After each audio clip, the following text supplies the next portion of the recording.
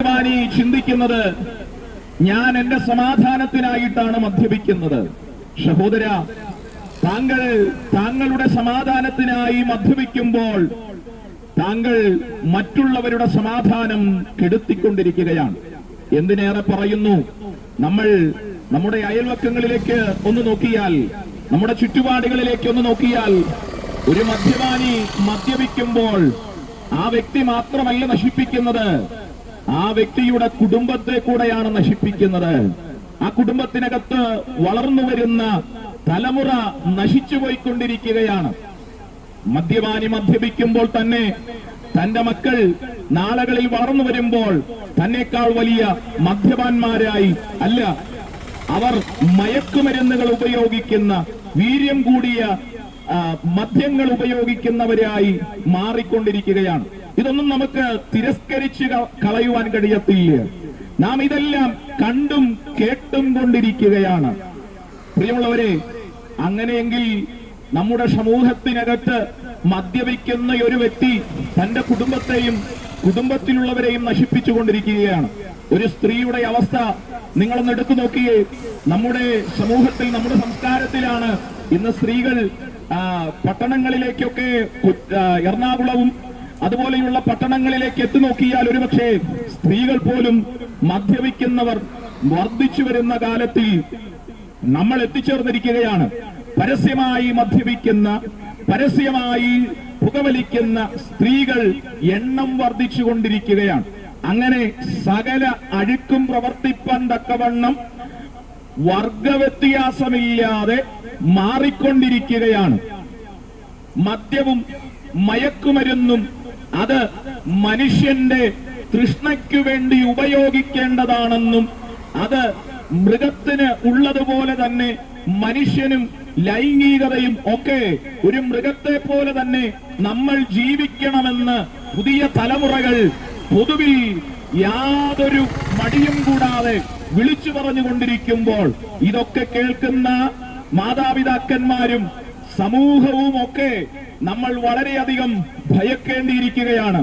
നല്ലൊരു മനുഷ്യ സമൂഹത്തെ സൃഷ്ടിക്കുവാൻ ഒരു ഭാഗം പ്രയത്നിച്ചു കൊണ്ടിരിക്കുമ്പോൾ നമ്മൾ മൃഗങ്ങളെ പോലെ തന്നെയുള്ള ഒരു ജീവികളായതുകൊണ്ട് നമുക്കും അതുപോലെ ജീവിക്കാമെന്ന് പറയുന്ന യാതൊരു ലിമിറ്റേഷനുകളോ, യാതൊരു ബോർഡറുകളോ, യാതൊരു കുടുംബ ബന്ധങ്ങളുടെ വിലകളോ ഒന്നുമില്ലാതെ അപ്പനെന്നോ അമ്മയെന്നോ സഹോദരനെന്നോ സഹോദരിയെന്നോ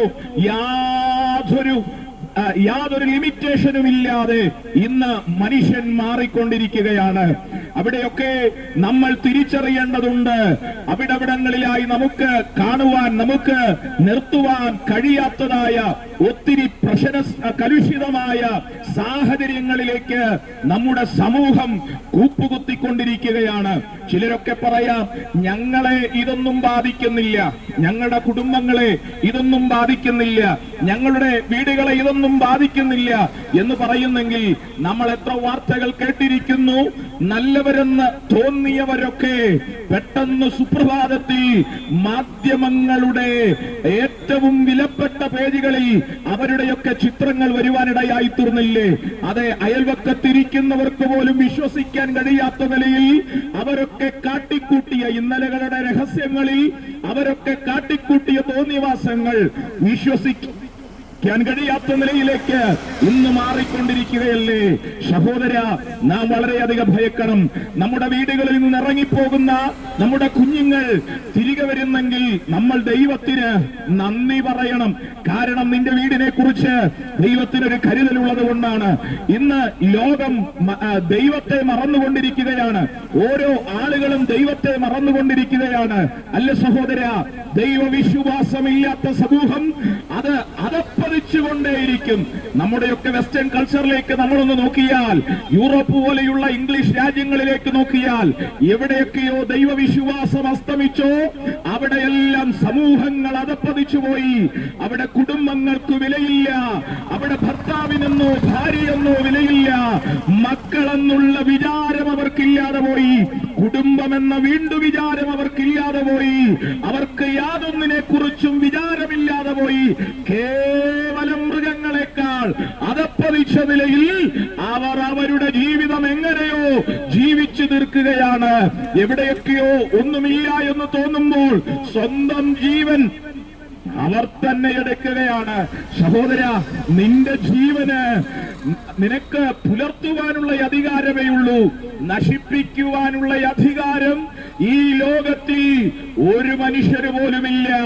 എന്തിനേറെ പറയുന്നു, 10 മാസം ചുമന്ന് വേദനയനുഭവിച്ച് ജനിപ്പിച്ച അമ്മയ്ക്ക് പോലും ഒരു ജീവന്റെ മേലും അവകാശമില്ല.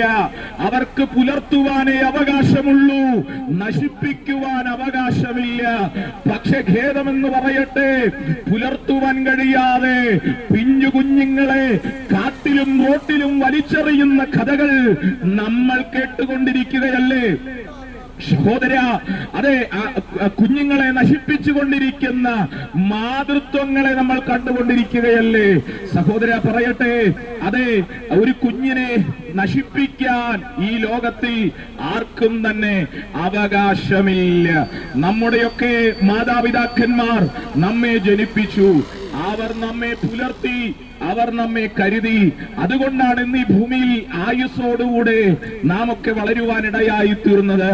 പറയാ, ജീവന്റെ ഉടയവൻ എന്ന് പറയുന്നത് സർവത്തിന്റെയും ഉടയവനായ സൃഷ്ടാവായ ദൈവമാണ്. കാരണം ഈ ഭൂമിയിൽ ശൂന്യമായിരുന്ന, ജീവനില്ലാതിരുന്ന ഭൂമിയിൽ ജീവൻ ഉണ്ടാക്കിയത് ദൈവമാകയാൽ ജീവന്റെ അധികാരി ദൈവമാണ്. അതുകൊണ്ട് സഹോദര, ഒരു മുഴം കയറിൽ ജീവിതം അസ്തമിച്ചു നിൽക്കുമ്പോൾ എങ്ങനെ ഈ ജീവിതം പച്ച പിടിപ്പിക്കണമെന്നറിയാതെ ഒത്തിരി പേര് ആത്മഹത്യയുടെ വക്കിലേക്ക് പോയിക്കൊണ്ടിരിക്കുകയാണ്. ഒത്തിരി കുടുംബങ്ങൾ കുടുംബമായി തന്നെ ജനിപ്പിച്ച കുഞ്ഞിനെ കുപ്പിവിഷം കൊടുത്ത് കൂടെ കൂട്ടിയ ഭാര്യയെ കഴുത്ത് ധരിച്ച് ഏറ്റവും ഒടുവിൽ അവരെ വകവരുത്തിയതിനു ശേഷം അതെ കണ്ണുനീരോടുകൂടെ സ്വന്തം വായിലേക്ക് അല്പം ഭ്യൂരിടാൻ നിക്ഷേപിച്ചുകൊണ്ട് ഈ ലോകത്തോട് കുടുംബമായി തന്നെ വിട പറയുകയാണ്. പണ്ടൊക്കെ നമ്മൾ കേട്ടിരുന്നത് ഒറ്റയ്ക്കൊക്കെയാണ് ആത്മഹത്യ ചെയ്തതെങ്കിൽ ഇന്ന് കൂട്ടം കൂട്ടമായി ആത്മഹത്യക്ക് വിധേയരായിക്കൊണ്ടിരിക്കുകയാണ്. കുടുംബങ്ങൾ തന്നെ ആത്മഹത്യക്ക് വിധേയരായിക്കൊണ്ടിരിക്കുകയാണ്. സഹോദര, അവിടെയാണ് ഇന്ന് ഈ വൈകിയ വേളയിൽ ഞങ്ങൾ പ്രസംഗിക്കുന്ന സന്ദേശത്തിന്റെ പ്രസക്തി എന്ന് പറയുന്നത്. ഇവിടെ പ്രസംഗിക്കുന്ന ഞങ്ങളെ പോലെയുള്ള ആളുകളൊക്കെ ഈ സുവിശേഷത്തിന്റെ സന്തോഷം അറിഞ്ഞുകൊണ്ടാണ് നിങ്ങളുടെ നടുവിൽ പ്രസംഗിക്കുന്നത്. ഞങ്ങളാരും ധനത്തിൻ്റെതായ യാതൊരു നേട്ടത്തിന് വേണ്ടിയല്ല ഞങ്ങൾ ഈ സുവിശേഷം പ്രസംഗിക്കുന്നത്. മറ്റൊരു ദുരുദ്ദേശവും ഇതിന്റെ പിന്നിലില്ല. മറ്റു മതത്തിലുള്ളവരെ ഞങ്ങളോടൊപ്പം ചേർക്കുന്നതിന് വേണ്ടി മാത്രമല്ല, ചേർക്കുന്നതിന് വേണ്ടിയിട്ടല്ല, മറിച്ച് ഞങ്ങൾ അറിഞ്ഞതായ ഈ സത്യം, ഞങ്ങൾ അറിഞ്ഞതായ ഈ നല്ല വർത്തമാനം നിങ്ങളുടെ വീടുകളെയും ഈ സമൂഹത്തെയും മാറ്റുവാൻ കഴിയും.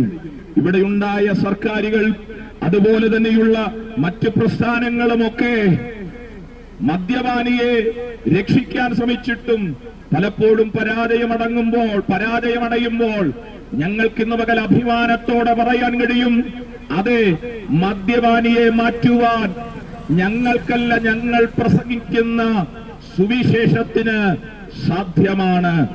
ഇന്ന് ഈ വൈകിയ വേളയിൽ ഞങ്ങൾ കേൾക്കുന്ന പ്രിയമുള്ളവരെ, അതെ, നാം എല്ലാവരും ഈ ലോകത്തിൽ ജീവിച്ചൊരു നാൾ മരണത്തിന് നാം എല്ലാവരും വിധേയരായേ പറ്റൂ. അതെ, മരണത്തിൽ നിന്നൊരു മനുഷ്യനും ഇതുവരെ ഒരു നീക്കുപോക്ക് ഈ ഭൂമിയിലെങ്ങും നമുക്ക് കാണുവാൻ കഴിയത്തില്ല. പ്രായഭേദമന്യേ അതെ, പലരും മരണത്തിന് വിധേയരായി മാറിക്കൊണ്ടിരിക്കുകയാണ്. ഒരുപക്ഷെ അതൊരു അപകടത്തിലൂടെയാകാം, അതൊരു മരണത്തിലൂടെയാകാം, പോകട്ടെ. അങ്ങനെ പല നിലകളിൽ മനുഷ്യൻ മരിച്ചുകൊണ്ടിരിക്കുകയാണ്. ജീവിതത്തിനകത്തുണ്ടാക്കിയെടുത്ത ഒരുപടി സ്വപ്നങ്ങളുമല്ല അതോടുകൂടെ അവസാനിക്കുകയാണ്. നമ്മൾ വെട്ടിപ്പിടിച്ചതല്ല, വിസമ്മതങ്ങളൊന്നും കൂടാതെ നാം ഈ ഭൂമിയിൽ അവശേഷിപ്പിച്ച് നമ്മൾ മടങ്ങിപ്പോകേണ്ടതായിട്ട് വരും. സമർത്ഥനായ സീസറും പ്രസിദ്ധനായ ഹോമറും സമത്വമറ്റ സോളമൻ തുടങ്ങിയുള്ള വിജ്ഞരും ഈ അമർന്നുപോയി കാലചക്ര വിഭ്രമത്തിലെങ്കിൽ നമുക്കും മാറ്റമൊന്നുമില്ല സഹോദര. നാം എല്ലാവരും ഒരിക്കൽ വിട പറഞ്ഞേ മതിയാകുകയുള്ളൂ. അങ്ങനെയെങ്കിൽ നിങ്ങൾ വിചാരിക്കുന്നു ആമേ മരിച്ചു കഴിഞ്ഞാൽ ഇതെല്ലാം അവസാനിക്കുകയില്ലേ? ഇല്ല. മരണത്തിനപ്പുറം മനുഷ്യനൊരു ജീവിതമുണ്ട്. ഇന്ന് ശാസ്ത്രം പോലും അത് തെളിയിച്ചു കൊണ്ടിരിക്കുകയാണ്. മരണത്തിനപ്പുറമുള്ള ജീവിതത്തിൽ നാം ഒരു കാര്യം മനസ്സിലാക്കണം. മനുഷ്യന് രക്ഷയുമുണ്ട്, മനുഷ്യന് ശിക്ഷയുമുണ്ട് എന്ന് വേദപുസ്തകം പറയുന്നു. ഒന്നുകിൽ രക്ഷ അല്ലെങ്കിൽ ശിക്ഷ നമ്മുടെ മേൽ വന്നു ഭവിക്കുവാനിടയായിത്തീരും.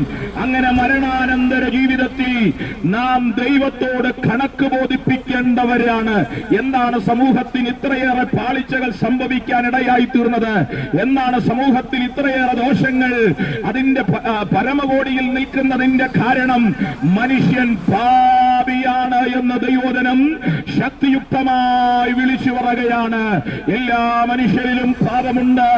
അവനെ പാപത്തിൽ നിന്ന് രക്ഷിക്കാൻ ആചാരങ്ങൾക്ക് കഴിയുകയില്ല. ദീർഘദൂര യാത്രകൾ നടത്തിയത് കൊണ്ട് കാര്യമായില്ല. ആചാരാനുഷ്ഠാനങ്ങൾ കൊണ്ട് നടത്തിയിട്ടും കാര്യമായില്ല. സമ്പത്ത് മുടക്കിയിട്ട് കാര്യമില്ല. ആരോഗ്യം മുടക്കിയിട്ട് കാര്യമില്ല. പിന്നെയോ എവിടെയാണ് നമുക്ക് സമാധാനം ലഭിക്കുന്നത്? മനുഷ്യൻ ലോകത്തിലേക്ക് സമാധാനത്തിനായി അവൻ കേണലഞ്ഞുകൊണ്ടിരിക്കുമ്പോൾ ലോകത്തിനകത്ത് സമാധാനമൊന്നും ഇതുവരെയും ആർക്കും സ്വായത്തമാക്കാൻ കഴിയാതിരിക്കുമ്പോൾ, നിന്റെ ചുറ്റുപാടുകളിൽ നിന്ന് നിനക്കൊരു സമാധാനം ലഭിക്കാതിരിക്കുന്നെങ്കിൽ യേശുവിൽ ആ സമാധാനം പൂർണ്ണതയാണ്. യേശുവിൽ ആ സമാധാനം നിലകൊള്ളുകയാണ്. സഹോദര, നിന്റെ ഹൃദയത്തിനകത്താകട്ടെ ആ സമാധാനം ഉണ്ടാകേണ്ടത്. അപ്പോൾ തേങ്ങലോടുകൂടെ പറയുകയാകാം, ഞങ്ങളുടെ സമാധാനം പണ്ടേ ഞങ്ങളുടെ ഹൃദയത്തിന്റെ പടിയിറങ്ങിപ്പോയി എന്ന് പറഞ്ഞെങ്കിൽ ഇന്ന് ഈ സന്ധിയിൽ ഞങ്ങൾ വിളിച്ചു പറയുന്നു, സഹോദര, നിന്റെ ഹൃദയത്തിന്റെ വാതിലുകൾ തുറക്കാൻ തയ്യാറെങ്കിൽ ഈ സന്ദേശത്തിലൂടെ നിങ്ങൾ കേൾക്കുന്ന യേശു നിങ്ങളുടെ ഹൃദയത്തിനകത്ത് വരുവാനിടയായിത്തീരും. അവന് ജാതിയില്ല, മതമില്ല, വർഗമില്ല, വർണ്ണ വ്യത്യാസങ്ങളില്ലാതെ ആഗ്രഹിക്കുന്ന ഏതവന്റെ ഉള്ളിലും ഈ യേശു വിടുതലാണ്. യേശു രക്ഷയാണ്. രോഗത്തിൽ നിന്ന് സൗഖ്യമാക്കുവാൻ കഴിയുന്ന, നിങ്ങൾ അനുഭവിക്കുന്നതായ നിങ്ങളുടെ പ്രതിസന്ധികളിൽ നിന്ന്, നിങ്ങൾ വ്യാകുലപ്പെടുന്നതായ നിങ്ങളുടെ സകല പ്രയാസങ്ങളിൽ നിന്ന് യേശുവിന് നിങ്ങളെ വിടുവിക്കുവാൻ കഴിയും. യേശുവിന് നിങ്ങളെ സൗഖ്യമാക്കുവാൻ കഴിയും. പിന്നിട്ട 2020 വർഷങ്ങൾ പഠിച്ചാൽ ഈ യേശു സമൂഹത്തിനകത്ത് കൊണ്ടുവന്ന മാറ്റങ്ങൾ, നമ്മെ നാമാക്കി മാറ്റിയ, നമ്മുടെ സമൂഹത്തിൽ ഇത്രയേറെ വളർച്ച നൽകിയതിന്റെ പിന്നിൽ ബൈബിളും അതിന്റെ സത്യവും ഉണ്ട് എന്ന് ആർക്കും തള്ളിക്കളയുവാൻ കഴിയത്തില്ല. ആകയാൽ സഹോദര, നിന്റെ ജീവിതത്തിനകത്ത് നീ ഒരു പക്ഷേ ഒറ്റയ്ക്കിരുന്നു കൊണ്ടായിരിക്കാം ഈ സന്ദേശം ശ്രമിച്ചുകൊണ്ടിരിക്കുന്നത്. അവൻ യേശുവിനെ ഒരു നിമിഷം നിന്റെ ഹൃദയത്തിനകത്തേക്ക് സ്വാഗതം ചെയ്താൽ, എനിക്ക് മദ്യപാനം ഉപേക്ഷിക്കണമെന്നുണ്ട്, എന്റെ കുടുംബത്തിനകത്ത് എന്റെ ഭാര്യയോടൊപ്പം ചെലവഴിക്കേണ്ട, എന്റെ കുഞ്ഞുങ്ങളോടൊപ്പം ചെലവഴിക്കേണ്ട ആ നല്ല നിമിഷങ്ങളെ നഷ്ടപ്പെട്ടവരെ ഓർത്ത് നീ വ്യാകുലപ്പെടുന്നെങ്കിൽ ഈ സന്ദേശം നിനക്കൊരു സന്തോഷമായി മാറും. ഈ സന്ദേശം നിനക്കൊരു വിടുതലായി മാറും. അതെ, നിന്റെ കുടുംബത്തിനകത്തേക്ക് ഒരു പുതു സന്തോഷം നൽകാൻ, ഒരു പുതുജീവൻ നൽകാൻ, നഷ്ടപ്പെട്ട് നട്ടം തിരിയുന്നിടത്തു നിന്ന് ഒരു പുതിയ ആരംഭമുണ്ടാക്കാൻ ഞങ്ങൾ പ്രസംഗിക്കുന്ന യേശുവിന് കഴിയും സഹോദര. ആകയാൽ ഈ സന്ദേശം നിങ്ങൾ ശ്രവിച്ചുകൊണ്ടിരിക്കുന്നെങ്കിൽ യേശു നിങ്ങളുടെ അകത്ത് സ്വീകരിക്കുന്നവന്റെ ഉള്ളിൽ ഈ യേശു വരുവാനിടയായിത്തീരും. ഒരു നിമിഷം ഇരിക്കുന്ന ഇടത്തിരുന്നു കൊണ്ട് ആരും കേൾക്കില്ല. ഹൃദയത്തിനകത്ത് ആ വാക്കുകളൊന്ന് ഉരുവിടുവാൻ കഴിയുമോ? യേശുവേ, അങ്ങ് ലോകത്തിന് കഴിയാത്തത് എന്റെ ബന്ധുക്കൾക്ക്, ചാർച്ചക്കാർക്ക്, രക്തബന്ധങ്ങൾക്ക്, ഈ ലോകത്തിലെ യാതൊരു പ്രസ്ഥാനങ്ങൾക്കും ചെയ്യുവാൻ കഴിയാത്തത് അങ്ങക്ക് ചെയ്യുവാൻ കഴിയുമെന്ന് ഞാൻ ഈ സന്ദേശത്തിലൂടെ വിശ്വസിക്കുന്നു. അങ്ങനെ വിശ്വസിക്കുന്നെങ്കിൽ നിങ്ങളുടെ ഹൃദയത്തിന്റെ അകത്ത് ആ യേശുവിനെ സ്വീകരിക്കുക. ഒരു നിമിഷം സമർപ്പിച്ചവർക്കായി ഞങ്ങൾ പ്രാർത്ഥിക്കാൻ ആഗ്രഹിക്കുകയാണ്. പരിശുദ്ധ കർത്താവേ, ഈ നല്ല സമയത്തിനായി ഞങ്ങൾ അങ്ങയെ സ്തുതിക്കുന്നു. ഈ സന്ദേശം ശ്രവിച്ചുകൊണ്ടിരുന്നതായ എല്ലാ പ്രിയമുള്ളവരെയും ദൈവകരങ്ങളിലേക്ക് ഏൽപ്പിക്കുകയാണ്. കർത്താവേ, അങ്ങയുടെ ശക്തി, അങ്ങയുടെ ആത്മാവിന്റെ വ്യാപാരം പ്രിയപ്പെട്ടവരുടെ ഹൃദയത്തിന്റെ അകത്ത് വ്യാപരിക്കട്ടെ. അവരുടെ ജീവിതത്തിന് പുത്തൻ ആരംഭങ്ങൾ കർത്താവ് അവിടെ നിന്ന് നൽകിക്കൊടുക്കുമാറാകണമേ. അവരുടെ കുട്ടികളിൽ, അവരുടെ കുടുംബങ്ങളിൽ ദൈവം ആ അത്ഭുതങ്ങളെ ചെയ്യുമാറാകണമേ. ദൈവം അവരെ അനുഗ്രഹിക്കുമാറാകണം. ഇത് ഇന്ന് അല്ലെങ്കിൽ നാളെ അവരുടെ ജീവിതത്തിൽ വിടുതലിന്റെ അനുഗ്രഹത്തിന്റെ ഒരു മുഖാന്തരമായി മാറട്ടെ കർത്താവേ. ഈ വചനത്താലും ഈ സന്ദേശത്താലും ഞങ്ങൾ ഒരുമിച്ച് ചേർന്ന് പ്രിയമുള്ളവരെ, പ്രിയദേശത്തെ അവിടുന്ന് ബ്ലസ് ചെയ്യുകയാണ്. ഇരുട്ടിലിരുന്ന ജനം വലിയൊരു വെളിച്ചം കണ്ടു എന്ന് ഞങ്ങൾ വേദപുസ്തകത്തിൽ വായിക്കുന്നത് പോലെ യേശുവിന്റെ നാമത്തിൽ ഞങ്ങൾ പ്രാർത്ഥിക്കുന്നു.